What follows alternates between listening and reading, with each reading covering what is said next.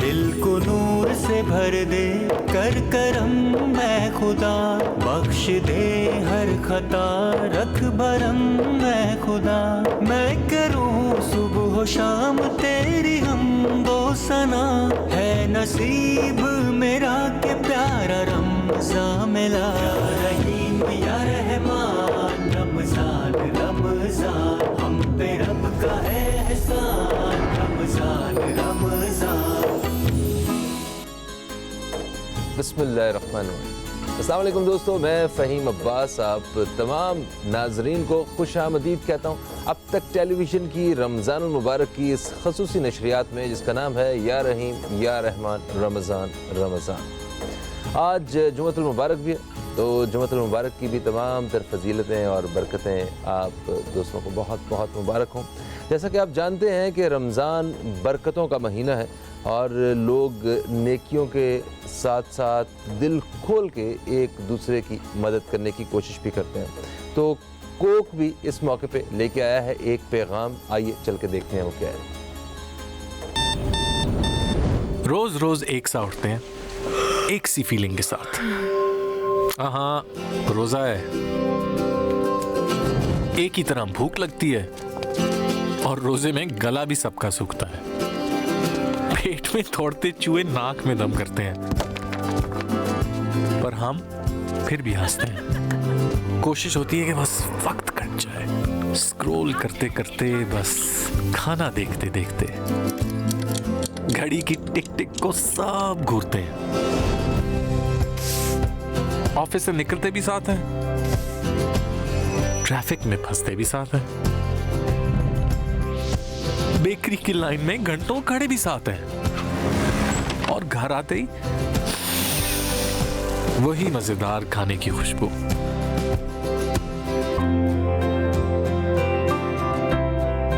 جب روزے میں ہم سب ایک ہیں تو روزے کے بعد یہ فرق کیوں؟ اس رمضان ہر کوک کے بدلے کوکا کولا کرے گا ایک میل ڈونیٹ آپ کی طرف سے، تو اس رمضان صرف روزہ ہی نہیں، دل بھی کھولیں۔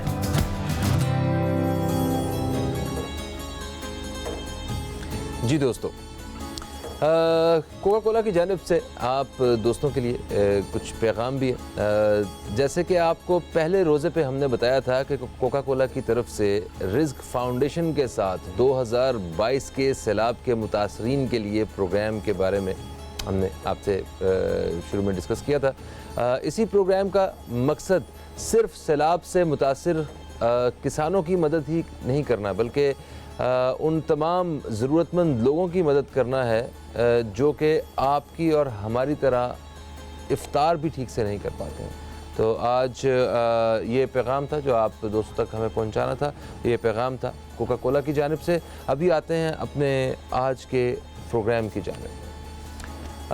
آج کا جو ہمارا پروگرام ہے اس میں جو ہمارا ٹاپک ہے جس پہ بات کرنی ہے آج ہم نے، وہ بہت ہی خوبصورت ہے اور وقت کی اہم ضرورت بھی ہے۔ ہم روزانہ کوشش کرتے ہیں کہ ایک الگ موضوع کے ساتھ آپ کی خدمت میں حاضر ہوں، اور آج کا موضوع جو ہے اس پہ بات ہونا اس لیے ضروری ہے کہ جب تک کسی مسئلے پہ بات نہ ہو اس کا حل ڈھونڈنا جو ہے وہ اتنا ہی مشکل ہوتا جاتا ہے۔ تو آج جس مسئلے پہ جس موضوع پہ بات کرنے والے ہیں یہ کوئی ایک مسئلہ نہیں ہے، یہ ایک مسائل کی چین ہے، کیونکہ آج ہم نے یہ جملہ بہت بار سنا ہے کہ کوئی بھی چیز جب حد سے بڑی ہوئی ہم سنتے ہیں اپنے معاشرے میں تو اس کا ایک حل جو ہے نا وہ پیش کر دیا جاتا ہے سیدھا سیدھا کہ یہ دین سے دوری کی وجہ ہے ساری۔ تو معاشرے میں نظر آنے والے بہت سارے مسائل، بہت سارے بگاڑ جو کم از کم ایک اسلامک معاشرے میں یا ایک ایسی جگہ پہ جہاں مسلمانوں کی تعداد اکثریت میں ہو، کروڑوں کی تعداد میں مسلمان رہتے ہوں، وہاں پہ وہ چہرہ لوگوں کے کردار کا نظر نہیں آنا چاہیے جو بدقسمتی سے ہمیں نظر آتا ہے۔ ہم بہت بڑی بڑی جو چیزیں ہیں ان کو ایک لمحے کے لیے چھوڑ کے اگر چھوٹی چھوٹی چیزوں کو بھی دیکھیں تو معاشرے میں ہمیں بڑی عجیب سی اس طرح کی چیزیں نظر آتی ہیں۔ جیسے رمضان شروع ہوا ہے تو ہمارے ہاں یہاں پہ فقیروں کی اور بیکاریوں کی تعداد جو ہے وہ اس قدر بڑھ گئی ہے، وہ لوگ نظر آنا شروع ہو گئے ہیں، پتہ نہیں کہاں سے آ کے، جو پہلے کبھی نظر نہیں آئے تھے۔ ٹھیک ہے، غربت ہے، مہنگائی ہے، برا حال ہے، مگر بہت سارے لوگ صرف غریب ہونے کا ڈھونگ کر کے ان حقدار لوگوں کا حق لے جاتے ہیں آپ سے، ہے نا۔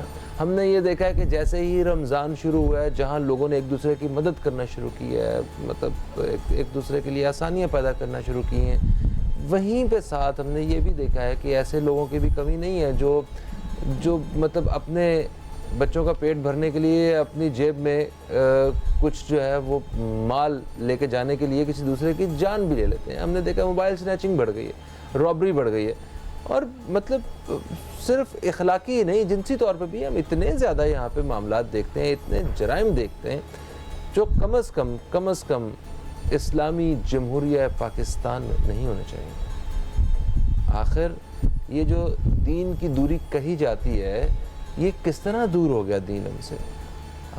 بچہ پیدا ہوتا ہے، اس کے کان میں اذان دی جاتی ہے، مطلب اس کو اسکول میں اسلامیات دینیات پڑھائی جاتی ہے، گھر میں سپارہ پڑھایا جاتا ہے، اسے اللہ رسول کے بارے میں بتایا جاتا ہے، بچپن سے اس کو کچھ دعائیں بتائی سکھائی یاد کروائی جاتی ہیں۔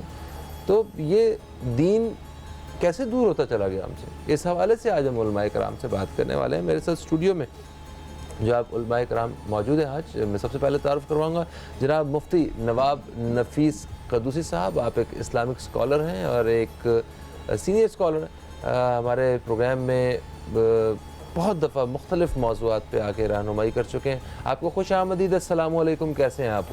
وعلیکم السلام ورحمۃ اللہ وبرکاتہ۔ اللہ کا احسان عظیم کرم ہے، آپ خیریت سے؟ میں بالکل خیریت سے ہوں، الحمدللہ۔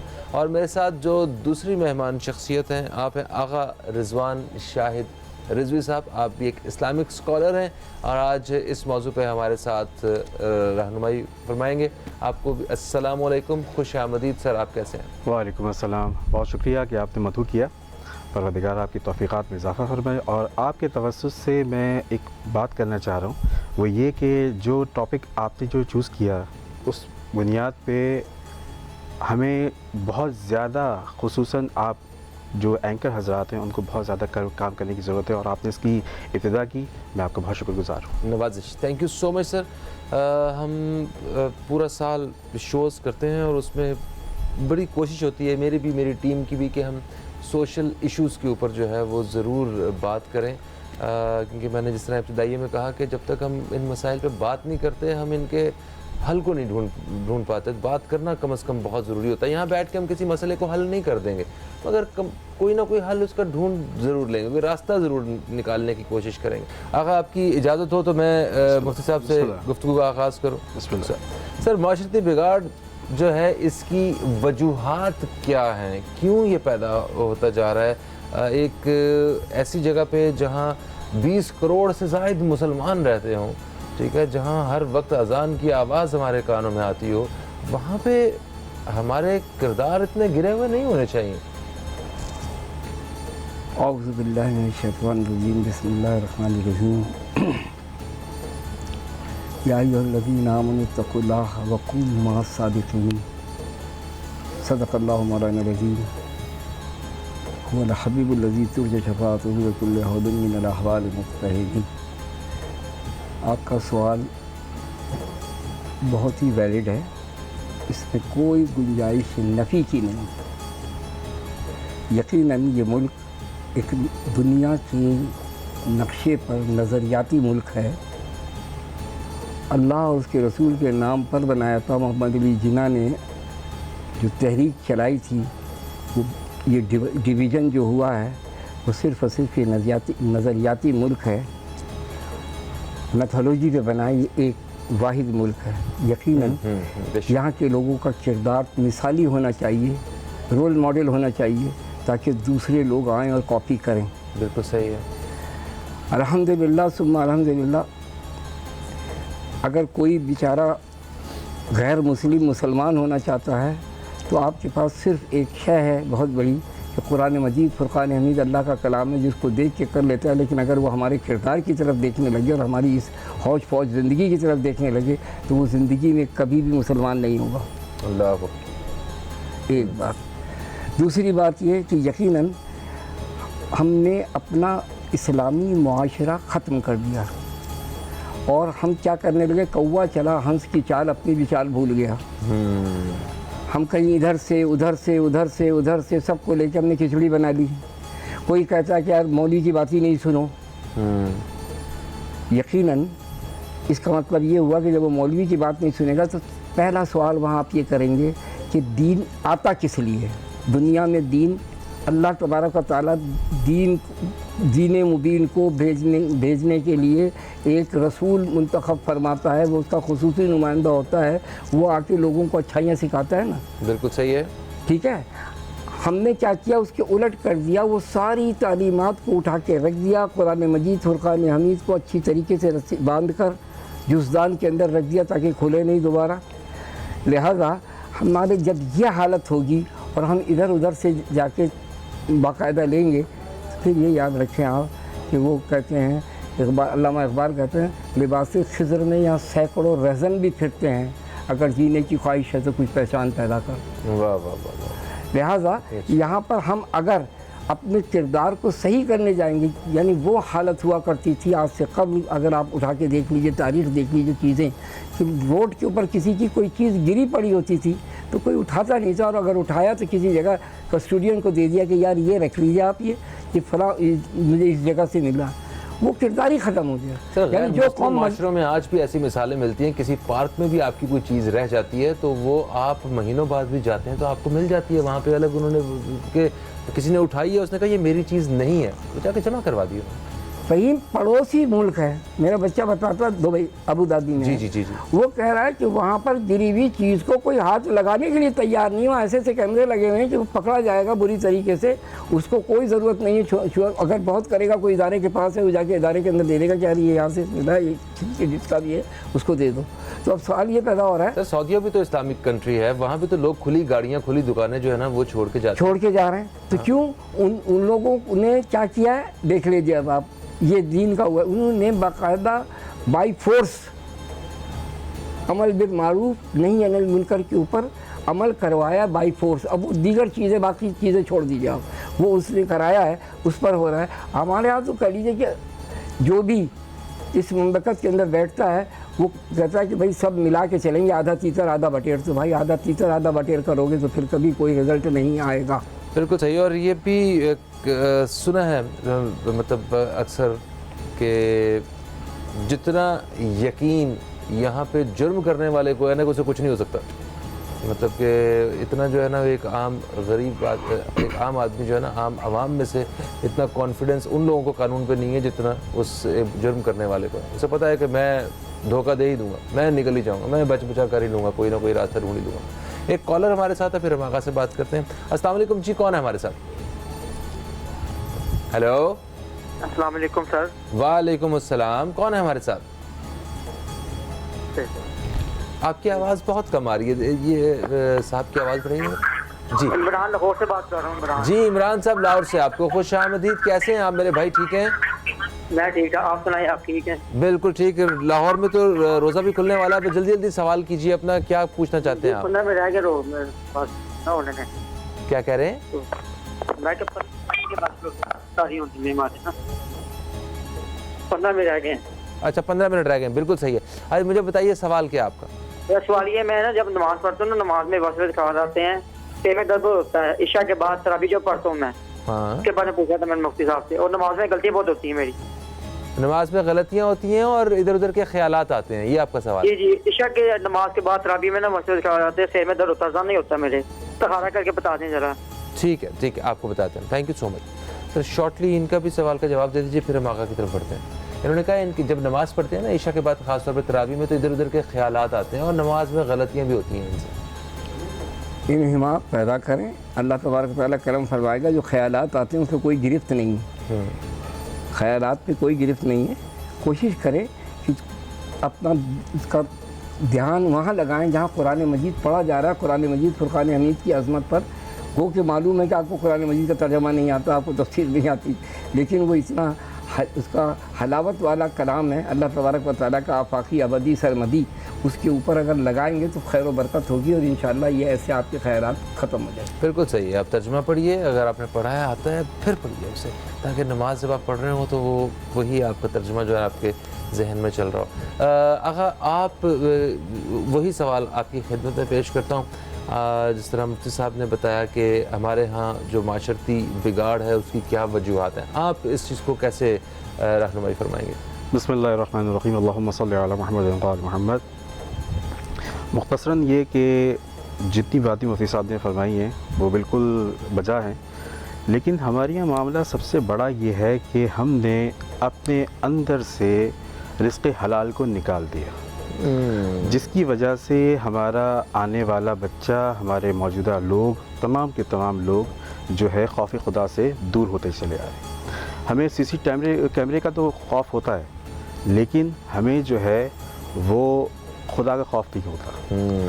یہی وہ وجہ ہے کہ جس کی وجہ سے قائد اعظم محمد علی جناح ایک لائر تھے، تو ان کے معاملہ سے لے کر آج تک جتنے بھی حکمران طبقہ ہے موجود، ان تمام نے کو جو کچھ بھی جس کو جو کچھ حاصل ہوا، ان میں سے کچھ ایسے تھے کہ جن کا عوام کیا کہتی ہے، اور کچھ رول ماڈل ہمارے یہ بنے جن کو وہ کچھ جو ہوا تو انہوں نے صرف ایک چیز کو مد نظر رکھا، خوف الہی کو، کہ قائد اعظم کے پاس جو شخص آیا تو وہ مہمان تھا، تو انہوں نے جو ہے گورنمنٹ کے اخراجات سے نہیں کیا، انہوں نے وہ جو کچھ جو اس کی تواضع تھی وہ ذاتی طور پہ کی. یہی طریقہ کار امیر المومنین علی بن ابی طالب علیہ السلام کا تھا، کہ جو کچھ بھی اگر اپنے بھائی عقیل بھی آئے ہیں تو ان کے لیے بھی چراغ کو بجھا دیا اور اپنا دیا جو ہے وہ روشن کیا. اس کے بعد اقربہ پروری کے اندر بھی حضرت عقیل کے حوالے سے بات آتی ہے کہ تاریخ میں ملتا ہے کہ انہوں نے جو ہے اپنا دکھڑا رویا کہ میرے خاندان میں مسئلے مسائل ہیں لہٰذا کچھ، لیکن اگر عدالت تھی تو اس عدالت کا امپلیمنٹ بھی تھا کہ اپنے سگے بھائی کو منع کر دیا، اور اس کے بعد اگزامپل کے طور پہ ایک گرم چمٹا جو تھا وہ ہاتھ پہ لگایا کہ اس سے تمہیں تکلیف ہو رہی ہے، سوچو کہ پروردگار جو ہے مجھے جو جلائے گا اس خیانت کے اوپر تو کیا ہوگا. ہمارے یہاں اسی معاملات کو مد نظر رکھتے ہوئے اگر اسلامی قوانین پہ عمل درآمد کرایا جاتا، وہ کسی طرح سے بھی ایک متفقہ طور پہ جو اسلامی قوانین ہیں، کچھ میں سب کی بات نہیں کر رہا، کچھ کے اوپر اگر قوانین کے اوپر عمل درآمد ہو جاتا تو معاشرے کے اندر جرائم پیشہ لوگوں کو تھوڑا سا خوف خدا ہوتا. صحیح. تو آپ نے عدالت اور مطلب جو عدلیہ کا نظام ہے اس کے بارے میں، اور جو ہمارے حکمران ہیں، جو لیڈرشپ ہے، اس کے حوالے سے ان دو پہلوؤں کو آپ نے ان کا ذکر کیا ہے کہ ان کی وجہ سے معاشرے پہ بگاڑ ہے. اور کیا آپ کو لگتا ہے عوام کا بھی اس کے علاوہ عوام کا دیکھیں، عوام کا جیسا بھیس ویسا بھیس والے معاملات ہیں. ہم لوگوں نے جو ہے some thing is better than nothing والا معاملہ اپنا لیا ہے. اچھا. بھاگتی چور کی لنگوٹی صحیح والا معاملہ کیا کہ جو ہو رہا ہے ہمارا مسئلہ نہیں ہے. کوئی اگر شخص برا کر رہا ہے تو اس کے اوپر روک ٹوک عوامی فرض ہے سب سے پہلے. ٹھیک ہے. پھر اس کے بعد جو ہے وہ حکومت کے افراد آتے ہیں، لیکن اس کے اوپر عوام کا مسئلہ یہ ہوتا ہے، کیا کہا جاتا ہے، ہمارا مسئلہ نہیں ہے، چلو ٹھیک ہے، پس پوش ڈال دیا جاتا ہے، جس کی وجہ سے جو غلط ہوتا ہے وہ مزید شیئر ہو جاتا ہے. ٹھیک ہے. پھر اسی طریقے سے ابھی ہمارے کراچی میں خصوصی طور پہ آپ دیکھیں کہ ڈیلی بیسس پہ سوشل میڈیاز کی جو ہے وہ ویڈیوز آ رہی ہیں، اور ہر طرح کے فراڈ جو بیگرز ہیں، جو جتنے بھی یہ فقیر ہیں، وہ ایکسپوز ہو رہے ہیں. لیکن یہی ہمارا کراچی ہے کہ جس نے جو ہے جب بھی کبھی ملک خدا پاکستان کے اوپر افتاد آئی، کسی بھی قسم کی یہ آفت آئی، تو سب سے پہلے کھڑا ہونے والا یہی شہر ہے. بے شک. اور اس شہر کے لوگوں میں کوئی ایک مسلک یا کوئی ایک زبان نہیں ہے، منی پاکستان ہے یہ. بے شک. ہر کسی کے لیے جو ہے در اور دروازے دونوں کھلے ہیں، تو جس کی وجہ سے وہ سب کچھ سلسلہ جو ہے وہ دیا جاتا ہے. اب یہاں پہ جتنے لوگ جو ہیلپ کر رہے ہیں، مستحق پھر بھی مستحق ہی رہا. ٹھیک ہے. مختلف لوگ جس کا زور چلا وہ آ گیا. حد یہ ہے کہ اس وقت 1000 کے عوض جو ہے 11 جانیں، 5 جانیں، 8 جانیں چلی گئیں. تو اس کے اوپر جو ہے صرف حکومت قصوروار نہیں ہے، ہم بھی قصوروار ہیں۔ اگر ہم خوف خدا رکھیں اور ایثار اپنے اندر پیدا کریں تو یقینی طور پہ ہر ایک شخص کو اس کا حق جو ہے وہ ملے گا۔ مفتی نواب نفیس قدوسی صاحب، آپ نے وجوہات کے حوالے سے بات کی، میں چاہوں گا کہ آپ کچھ اس حوالے سے رہنمائی فرمائیں کہ کس طرح مطلب سوسائٹی میں جو یہ بگاڑ پیدا ہو رہا ہے اس کی روک تھام کیسے ممکن ہے؟ آپ نے ابھی سوال کیا تھا کہ یہاں پر لوگ اتنے نڈر ہو چکے ہیں کہ جرم کرنے والا شخص اس کو پتہ مجھے کچھ نہیں ہوگا۔ جی ہاں، اب یہ پہلے آپ بتائیے کہ پانی اوپر سے نیچے آتا ہے یا نیچے سے اوپر جاتا ہے؟ اوپر سے نیچے سے اوپر جاتا ہے، ٹھیک ہے نا، اوپر سے آئے گا نیچے جائے گا پانی۔ کیا میں اور آپ اچھا سوری حضور پرنور سید العالمین مصطفیٰ صلی اللہ تعالیٰ علیہ وسلم کی اس تعزیر کو بھول گئے کہ اگر ایک قبیلے کی مخزوم قبیلے کی ایک کلیجے کی عورت نے چوری کی ہے، اس کا نام فاطمہ تھا، تو سرکار دو عالم صلی اللہ تعالی وسلم نے جب شواہد سامنے آئے تو اس کی حد جاری کر دی، اس پر کاٹو اس کا ہاتھ۔ اور سفارش کس سے کرائی جا رہی ہے؟ ان کے چہیتے قسم کے زید بن حارثہ، ان سے کروائی گئی کہ یا رسول اللہ یہ تو بہت ہی معتبر اور بہت ہی زیادہ مستند اور بہت بڑا قبیلہ ہے، اور اس کی عورت کو کلیجے کہ وہاں پر ہاتھ کٹ گیا تو کیا ہوگا؟ انہوں نے کیا جواب دیا؟ تم سے پہلے امتیں تباہی کا جو شکار ہوئی تھی وہ اسی لیے ہوئی تھی کہ اس کے اندر دوہرا معیار تھا، دوہرا معیار، کہ مالدار جو چوری کرتا تھا یا اس کا جن سب نے اثر و رسوخ والا کرتا تھا تو اس کو تو معاف کر دیا جاتا تھا، اور غریب کرتا تھا اس کو پکڑ لیا جاتا تھا۔ ابھی آپ نے فرمایا دل سے نکل گیا، یہ یاد رکھیے کہ جب جرائم پر سزا نہیں دی جائے گی تو مجرم کی حوصلہ افزائی ہوگی یا حوصلہ شکنی ہوگی؟ حوصلہ افزائی ہوگی اس کی۔ پھر آپ یہ، اب میں مولانا کا بھی ایک سوال ہے اس کا بھی جواب دوں گا۔ اب یہاں سے اب اندازہ لگا لیجیے آپ کہ ہوا کیا ہے۔ ہوا یہ ہے کہ جو جتنی بھی برائیاں ہیں معاشرے میں وہ بڑے بڑے طاقتور لوگ سرپرست ہیں اس کے، یہ جو چھوٹے چھوٹے نیچے نیچے نظر آ رہے ہیں آپ کو، یہ سب ان کے بیچارے ٹاؤٹ ہیں، چمچے ہیں غریب، وہ اپنی دیہڑیوں پہ کر رہے ہیں کام۔ تو لہٰذا یہ تمام چیزیں، جیسے مولانا بھی فرمایا کہ کراچی جو ہے منی پاکستان ہے۔ اب سوال یہ پیدا ہوتا ہے منی پاکستان ہے، یہاں پچمیلی ہانڈی، یہ پچمیل ہانڈی، پچمیل ہانڈی کتنی خوبصورت ہے، کتنی بہترین ہوتی ہے، 5 دالیں ملا کے بنا لو تو، لیکن ہوتا کیا ہے اگر ایک کر رہا ہے تو 4 کو صاف سونگ جاتا ہے، وہ کہتے ہیں یار ان کا مسئلہ ہے ہمارا مسئلہ نہیں۔ اگر یہ 5 کراچی کی حفاظت کے لیے، کراچی میں ہونے والی نہ اس کا کلیجی کہ جو بھی زیادتیاں ہیں اس کے لیے، کرپشن کے لیے، بھیک منگے ادھر سے ادھر آ رہے، فقیر کہنا بھی ان کو جرم ہے کہ بھیک منگے ہیں، یہ اس کا بگرس انٹرنیشنل یہ آ رہے ہیں، یہاں پر آ رہے ہیں، ان سب کی روک تھام کے لیے سب کھڑے ہو جائیں، 5 ہاتھ آپس میں مل جائیں، کتنی طاقت ہوگی۔ یعنی یہ بھی آپ یہاں پہ اونرشپ کی طرف نشاندہی کر رہے ہیں کہ اونرشپ لینے کی ضرورت ہے ہمیں سب کو، سب کو، ٹھیک ہے، سب کو، ہر شخص جو بھی یہاں کراچی میں رہ رہا ہے، اب وہ کراچی کا ثبوت ہے، جب کراچی کا ثبوت ہے تو کراچی میں ہونے والی زیادتی کے اوپر ہر شخص کا فریضہ ہے، اس کا فریضہ ہے اس شخص کا کہ میں آواز اٹھاؤں کہ پانی کیوں نہیں آ رہا ہے، گٹریں کیوں ابل رہی ہے، سڑک کیوں ٹوٹ گئی ہے، ٹھیک ہے، یہ جرائم کرائم کیوں ہو رہے ہیں، ٹھیک ہے، بالکل صحیح، عدم تحفظ کا۔ لہٰذا یہ تمام چیزیں فہیم، یہ جو بات بڑھ گئی ہے اور یہ جو جرائم بڑھتے چلے گئے اس کا صرف اور صرف مقصد یہ ہے، مقصد حیات یہ ہے۔ بالکل صحیح۔ آپ کیا سمجھتے ہیں حضرت کہ معاشرتی بگاڑ کی روک تھام کیسے ممکن ہے؟ آپ کے خیال سے یہ سب کچھ کیسے ہونا چاہیے؟ اس کو مختصراً اگر آپ کہیں تو منصفانہ تقسیم جو ہے وہ اگر معاشرے میں رائج کی جائے کہ جو جس کا اسٹینڈرڈ ہے، جو جس کی کوالیفیکیشن ہے۔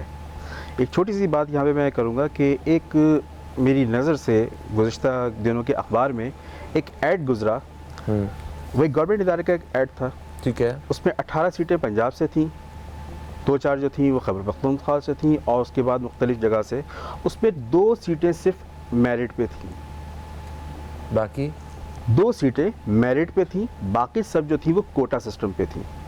جب منصفانہ تقسیم ہماری اپنی طرف سے بنائے ہوئے اصولوں پہ مبنی نہیں ہوگی تو ہم عوام کو کیا ڈیلیور کریں گے؟ تو یہ اگین انصاف اور عدل و انصاف کی طرف ہی ہم بالکل بات سے جا آتی رہے ہے. ہیں. اور دوسری بات یہ اسی طریقے سے دیکھیں معاشرے میں ہر طبقے کو اپنا حق ملنا چاہیے. اس کا ایک چھوٹا سا ایک طریقہ کار ہے کہ دیکھیں آپ سیاسی مفادات اور دیگر تمام چیزوں کو پس پشت ڈال کے آپ عوام کے یوٹیلیٹی بلز اور ان کے جو ہے اس کا ایک تخمینہ لگائیے, اس کو دیکھیے کہ کون کیا کنزیوم کر رہا ہے, اس کے حساب سے طبقاتی طور پہ آپ ان کے اسٹیٹس کو مینٹین کریں. یہ ریاست کی ذمہ داری ہے اور عوام کو چاہیے کہ سچ بول کے اپنی بات کریں, کیونکہ آج کل طریقہ کار جو ہے وہ ایسا ہو گیا ہے کہ جو بھی جھوٹ بولے گا وہ کہیں نہ کہیں جو ہے وہ ایکسپوز ہوتا ہے. بالکل سسٹر حضرت کی بات یہاں پہ کہ جو غلط کر رہا ہے اس کی حوصلہ شکنی کرنی ہوگی. وہ ایک دفعہ غلط کرے گا, کوئی بھی ایک دفعہ جھوٹ بولے گا, ایک دفعہ چوری کرے گا, جب اسے پتا ہوگا کہ یہ کام تو بہت مہنگا ہے بھائی, یہ نہیں میں کر سکتا. بھائی ایک بات آپ کی, یحییٰ خان کے دور میں بہت سارے بچے اغوا ہوتے تھے اور بیگار کیمپ پہ لے جا کے لوگ ڈالتے تھے. اس شخص نے قانون بنایا کہ جو آج کے بعد جو بچہ اغوا کرے گا کسی کا, اٹھائے گا, اس کی سزائے موت ہے. ایک بھی موجود فوراً سیدھے ہو گئے ذرا تیر کی طرح. سر ختم جرم, جرائم کا خاتمہ. اس سے پہلے کہ پروگرام کا وقت اپنے اختتام کی طرف آ جائے, قبلہ آپ سے میں ایک اور چیز پوچھنا چاہوں گا. مجھے بتائیے کہ علماء کرام کا ایسی صورتحال میں کیا کردار بنتا ہے؟ علماء کرام کا طریقہ کار جو ہے وہ بالکل اسی طریقے سے ہونا چاہیے جو امیر المومنین حضرت علی ابن ابی طالب علیہ السلام کا تھا, جو رسول خدا کا تھا. اس کو اگر فالو کرتے ہوئے ہم بات کرتے ہیں کہ جیسے میں اپنی بات کروں, اگر میں اپنی بات کروں, میں ابا قبا اتار کے ایک عام انسان کی طریقے سے جو ہے لوگوں کے پاس جاؤں اور گفتگو کروں, ان کے مسائل کو سنوں اور بالکل اس کو امپلیمنٹ میں آپ کو چھوٹی سی بات بتاؤں. ایک سفر فاؤنڈیشن NGO ہے کراچی کی, سادات کے لیے وہ جو ہے وہ میری نظر میں نے ذاتی طور پہ تجزیہ کیا اس کا کہ وہ بہت زیادہ ویلفیئر کے کام کرتے ہیں. ٹھیک ہے, ان کے ساتھ میرا جانا ہوا مختلف جگہوں پہ, تو وہاں پہ جب سادات کی بات آئی تو سادات طبقہ جو ہے وہ سب سے زیادہ مظلوم طبقہ اس لیے کہ زکوٰۃ ان کو نہیں مل سکتی, صدقہ خیرات ان کے اوپر حرام ہے.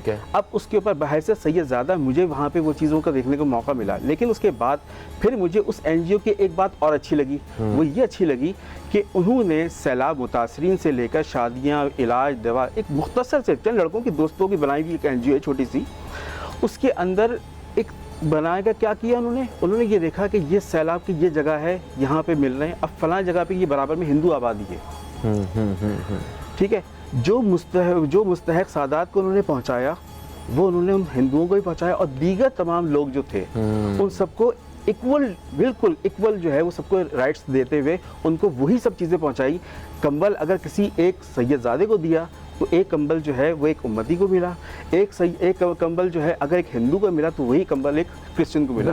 اسی طریقے سے منصفانہ تقسیم کے تھرو کیا ہوا, نہ وہاں پہ آپس میں لوگ لڑے, نہ وہاں پہ آپس میں لوگوں میں انتشار ہوا, نہ کسی کا پیر دبا, نہ کوئی جان سے گیا. بالکل ایسا. حضرت وقت بڑا کم ہے, میں علماء کرام کے حوالے سے مطلب آپ سے بھی پوچھنا چاہتا ہوں. دیکھیے میں پریکٹیکل لائف میں ہوں, جس مسجد میں اس وقت ہوں وہاں مجھے 40واں سال شروع. ماشاءاللہ.